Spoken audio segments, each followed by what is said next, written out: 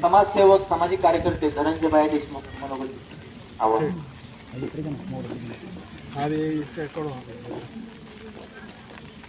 सुरुवातीला सगळ्यांची दिलगिरी व्यक्त करतो आहे की आम्हाला यायला उशीर झाला, अडचण होत्या म्हणून यायला उशीर झाला. परंतु सगळ्या गावकऱ्यांना मी एक आव्हान करतो, माझ्या भावाला ज्या लोकांनी संपवलं तर इथल्याच मातीतली होता. माती लक्षात घ्या, इथली माती येते, माती बाहेरची नाही, जिल्ह्यातली नाही.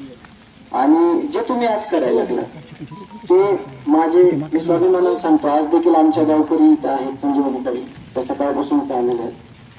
तर मला 3 दिवस गावानं काय केलंय न्यायासाठी हे खरंच माहित नव्हतं. मला एका जागेवर बसवलं होतं, मला माझ्या भावाचं जी हत्या केली होती ती म्हणजे काय माझ्यावर दुःखाचा डोंगर होता, काय गावावर होता, ह्याचं तुम्ही म्हणजे असं इमॅजिन करू शकत नाही की काय परिस्थिती होती भयानक.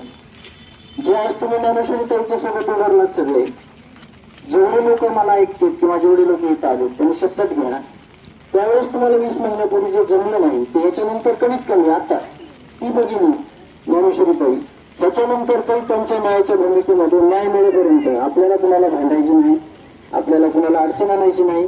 आपल्याला ज्यांनी आरोपी ज्यांनी आम्ही त्यांच्या पतीला संपवलंय, ज्यांनी आमच्या भगिनीला तिच्या कपाळावरचं कुंकू पोचलंय, ज्यांनी आमच्या भाईचं कायमचं वडिलांचं छत्र ओढून नेलंय, ज्यांनी सगळं गाव फोडकं केलंय, ज्यांनी सगळे लेकरं उघडे पाडले, त्या लोकांना त्या आरोपींना आपल्याला शिक्षा द्यायची. तुम्ही आतापर्यंत माझं एकही स्टेटमेंट बघितलं असेल की मी यांना उलट्या सुलट्या भाषेत पतीच्या भाषेत आपल्याला जो न्याय दिलाय, आपल्याला जो म्हणजे न्याय घ्यायचा अधिकार दिलाय, जे संविधानिक पद्धतीने जायचं आपल्याला शिकवलं त्याच न्यायाने जायचं. तरी आपण आपले जीव देऊ, परंतु आपण कोणाला त्रास नाही होऊ देणार या आरोपींशिवाय. आणि एकही आरोपी सुटणार नाही, एकाही आरोपीला शिक्षा भेटल्याशिवाय राहणार नाही, हे मात्र मी तुम्हाला सांगतो. तुम्ही गाववाले ज्या पद्धतीने आज ज्ञानेश्वरीताईच्या पाठीमागे उभा राहिला, तसं मी तुमच्या सगळ्यांच्या साक्षीने शब्द देतो. सतीश भाऊ माझ्याकडे आले होते, आमची चर्चा झाली 4 तास सगळ्या गोष्टीची. ते बघा, इथल्या मातीला कोणी बदनाम करत नाही. इथल्या मातीला बदनाम करणारे आता थोड्या वेळापूर्वी इथल्या लोकप्रतिनिधीचं बद्दल हे बोलले. परंतु एक सांगतो तुम्हाला, मी माझा 15 वर्षापासून सरपंच होता, परंतु मी जर काय खोटे बंदे केले असते, लबाडे केले असते, चोऱ्या केल्या असत्या तर त्याला कारणीभूत कोण होतं? माझा भाऊ होता. परंतु मी कसं नाही केलं, माझी पण तेवढीच जिम्मेदारी असते की माझ्या भावाने जे गावचा सरपंच आहे त्याच्या पाठीमागे आपलं पण नाव चांगलं असावं, आपण पण त्यांना साथी द्यावं.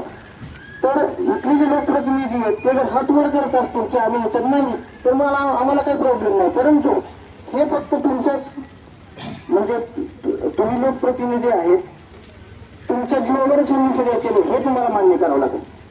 ह्या मताचा मी आहे. कारण का तुम्हाला जसं चुकीचं करता आलं, एवढं खून करता आले, शोषण करता आलं सगळ्या गोष्टीचं, तसं तुम्हाला चांगल्या गोष्टी पण करता आल्या असत्या आणि या मातीला सुधारता आलं असतं.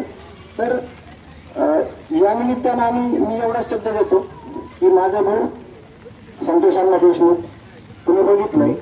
आज मला बरेचसे लोक म्हणतात की आता काय चाललंय आपल्या केसचं वगैरे. मला एका गोष्टीचा गर्व आहे की माझे गावकरी 27 तास, पहिल्या दिवशी 7 ते 11, 7 ते 1 आणि दुसऱ्या दिवशी 9 ते 10:30 असं 27 तासाचं आंदोलन.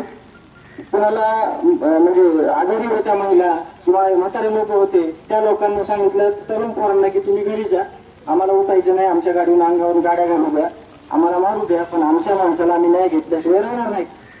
तसं आता यानंतर आपल्याला याच पद्धतीनं आणि ह्या आपल्याला न्याय घ्यायचाच आहे. आरोपी सगळ्यांना माहिती आहेत, बाळापूरचा जॉब देखील आलेला आहे, त्याच्या पद्धतीने जरी तपास केला तरी सगळं सापडतं त्याच्याकडे सगळं.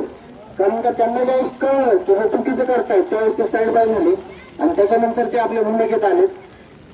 सगळे पीडित आहेत. आपण ज्ञानेश्वरीताईवर आज जी परिस्थिती आहे, एक पती नाही त्यांना, माझा भाऊ नाहीये, आमचं दुःख हे तुमच्या वर घेतलंय नाही म्हणून तुम्ही सगळे भर पावसात इथं बसलायत, मी देखील इथं बसणार आहे जोपर्यंत आपल्याला ट्रस्ट आश्वासन देत नाही. मी माझ्या भावाच्या लढाईत 3 दिवस नव्हतो, पण ज्ञानेश्वरीताई सोबत आलोय. ज्या ज्या वेळेस ते हात मारतील किंवा ज्या ज्या वेळेस मला वाटेल की आपल्या भगिनीला आपली गरज आहे त्या वेळेस आम्ही सोबत असणार. आणि महत्वाचं असं झालं की त्या 3 महिन्यामध्ये चार्जशीट दाखल झालं, सगळे आरोपीमध्ये घातले आणि ते बाहेर येणार असं म्हणत होते. तर बाहेर आले तरी सगळ्यांना माहिती होईल की परिस्थिती काय आहे आणि येणार आहेत का नाही हे मी बोलून दाखवत नाही. तुम्ही बघत राहा. तुम्हाला सगळ्यांनी वाटलं असेल की हे काय होणार आहे, हे अटक होणार का नाही, मसोबावाले लोक काय करतात, भाऊ काय करते. जीव जाण्यासाठीच आपण रस्त्यावरच मानेश्वरीत आहे. जाऊ द्या जीव आपला. लोकांना महाराष्ट्राला कळेल की एक पत्नी नवऱ्यासाठी काय लढली, एक भाऊ भावासाठी काय लढलं. आपला जीव जाऊ द्या, परंतु आपण इतिहासात जमा होणार की ह्या लोकांनी लढाई कशी दिली.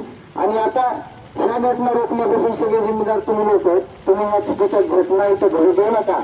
आमच्या इकडे केस तालुक्यामध्ये सगळे 18 पगड जातीचे लोक आहेत. आमच्यावर एकमेकावर कुणाची एमसी पण नाही. इकडे तुमच्या इकडे सगळा धंदा चालू आहे. वंजारी समाज, मराठा समाज, आमच्या इकडे वस्तूर मजूर आहेत. तुम्हाला प्रामुख्याने मी आज सुद्धा सगळ्यांना सांगतो मी 23 वर्ष मुंडे नावाचं कुटुंब आहे माझ्या घरी 20 लोकांचं. ते मला जे शेतात 23 वर्षापासून माझं शेत कसतं त्यांनी पिकवलेलं आम्ही खातो. तो इतिहास आहे. तुम्ही या तिकडे बघायला. आणि हे लोक माझ्या प्रकरणाला, भावाच्या प्रकरणाला जातीत मरत होते. मी मागच्या 10 वर्षापूर्वी ह्या सगळ्या पट्ट्यामध्ये मुक्कामाला येऊन राहायचो. इकडे धर्मापुरी, हळमला, येळमला, पट्टी वडगावला सगळे माझे मित्र कंपनी होते. त्या लोकांनी जातीत आणायचा प्रयत्न केला, जातीत भांडण लावायचा प्रयत्न केला, पण ह्यांना कुठेच काही भेटलं नाही. म्हणून हे हातवरी करून रिकामे झाले की आम्ही नाही. परंतु हे सगळी घटना जी घडल्यात, सगळ्या वाईट गोष्टी घडल्यात, त्याला कारणीभूत हे तुम्ही लक्ष द्यायला पाहिजे की खाली चाललंय काय. जसं एक भाऊ म्हणून आम्ही सिद्ध झालो गावकऱ्यांनी किंवा आम्ही भाऊ येत होता. गावकऱ्यांनी सिद्ध केलं की आमचा तो लोकप्रतिनिधी होता, एक इमानदार माणूस होता, एक निष्पाप होता. तसं तुमचं काम होतं. तुम्ही इव्हेंट पुरतो जर आलात तर हे चुकीची गोष्ट आहे. तुम्हाला त्या गोष्टीसाठी लोकांनी दिलेलं नसतं. तर मी जास्त माझं वाढत चाललेलं जे बोलणं ते बंद करतो. कारण का आजच मी एवढ्या जास्त प्रमाणात बोललो असेल. त्याच्यानंतर सगळ्यांना तुम्हाला सांगतो, सगळ्यांनी ज्ञानेश्वरी ताई देशमुख कुटुंबाच्या पाठीमागं ठामपणे उभं राहायचे. आपण हे सगळे राक्षसी प्रवृत्तीचे लोक आपण शांत बसणार आहोत हे सगळ्यांनी लक्षात घ्यायचे. धन्यवाद.